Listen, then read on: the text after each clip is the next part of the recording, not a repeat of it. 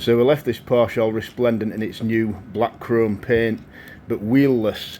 But look at the absolute set of beauties I've fitted to it. I think we've done it justice there, don't you? So I think that's it. I think we'll just knock off and say that's the end of it. Nah, we're going to do something with those wheels. They're actually sourced from one of those kind of abstract looking, not really a car, sort of 20 fantastic value 20 cars for $199 things that you sometimes see in cheap shops, where each one of them doesn't really, it sort of has a vague passing resemblance to some kind of car, but not really. The wheels are often a good thing to get off those and do, and obviously augment and build up. In this case, we don't need to take any width off the inside of them. We don't need to shave them down. We can just build it up, build the wheel up using the plumbing O-ring as before. I mean, I don't know if you've watched all the videos that I've put up. I mean, if you haven't watched them all I can say is ignoring them won't make them go away. But the one with the Austin Metro that we did, well, and the Mustang, where I didn't even have to drill the castings for those. This is exactly the same procedure as it was for those. We just build up the surface of the wheel using a plumbing O-ring. I've got a good selection of them, so I was able to find one that was almost the exact diameter of the wheel itself. So we're just building that up, and then we're sealing the whole thing in with a kind of tire surface made from heat shrink vinyl. So if you've seen either of those two videos, this is the same. If you haven't and you've no intention of watching them, then this does go through the whole process, and I do it twice on camera, so I can take you through it. So again, as before, super glue around the edges, and then just offer your O-ring up to it, and then it's just a case of looking at it dead center. I mean, it's easier to do when it's off the car like it is now, so you can just manipulate it so that it fits properly. You don't want this thing that looks reasonably central and looks like it's fitted okay, but in actual fact, once the car rolls, it sort of looks like one of those clown's bicycles that's got an offset wheel. You'll know what I mean. Well, maybe you don't, but yeah, you don't want it to be all offset and uneven looking when it rolls. You want it to roll nice and straight. So it's worth taking the time to do a bit of messing about and fiddling just to make sure it. And then to get the tyre rim, I mean, last time I used a cotton bud with some paint from a pot, some Tamiya paint from a pot. This time I'm just using a silver paint pen. It's very easy to, because the paint itself, it is real silver paint in these pens. If you get an actual paint marker, get a decent one. I suppose that's true with just about everything, but it is proper paint that will stay on there and not tarnish or come off.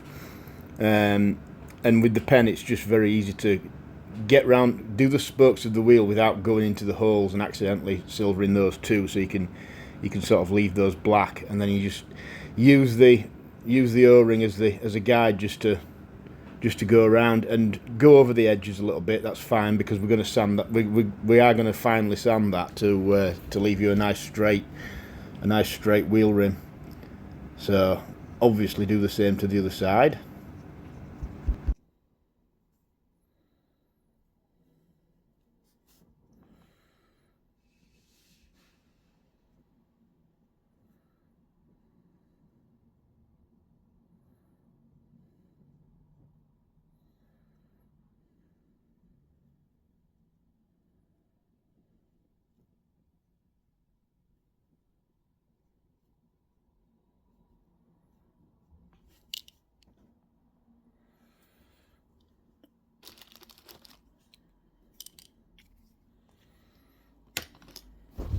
So it's just about ready to sand now.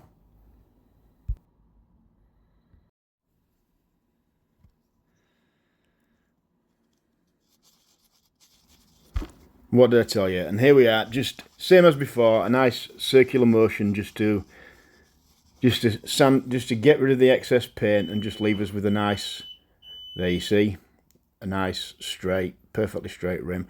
Always make sure you put some water on the sanding pad first. This is I think this is the 3000 grit sanding pad, which seems to be... No, it's not, sorry. No, it's a 1000 grit sanding pad with plenty of water on it. That always seems to get a good result, but the water is very important. If you don't put the liquid on first, it will drag too much paint off. Anyway, I'll shut up for a sec while I do the other side.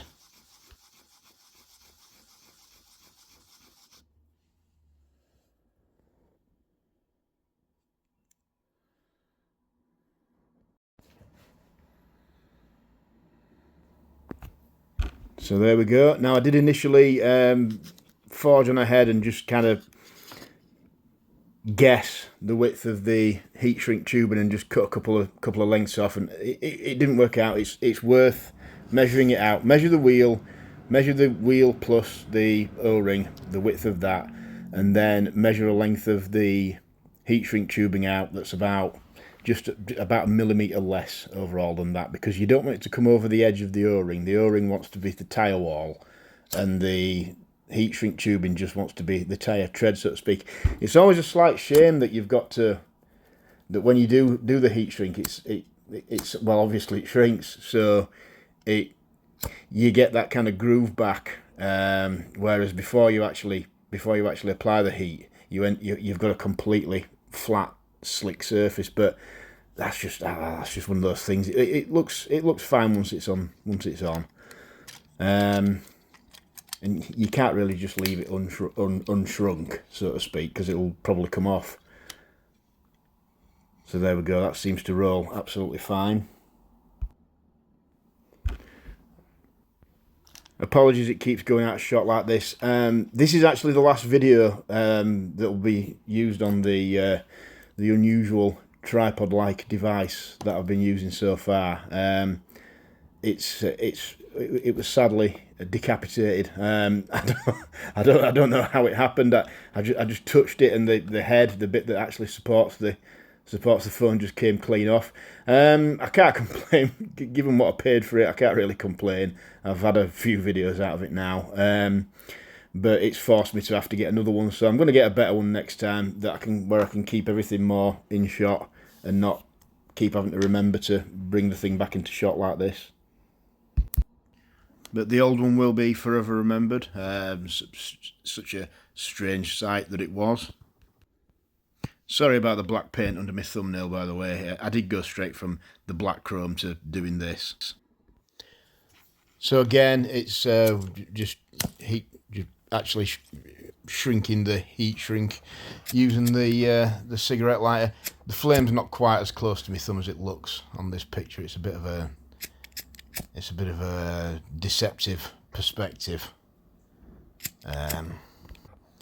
Again, just quick bursts. I mean, obviously there's no actual car here to damage this time, but if you held the lighter to it for too long, you'd probably end up melting the wheel, distorting it or something. So now it's just a case of putting it all back together, installing the wheels into the body, fitting the base plate on, and then just check it rolls. Check it still rolls nicely and that the wheels will roll freely. So it's not doing bad, really. It's gone from being something I'd sort of forgotten about. I mean, I would have got around to it eventually. I don't forget about anything forever.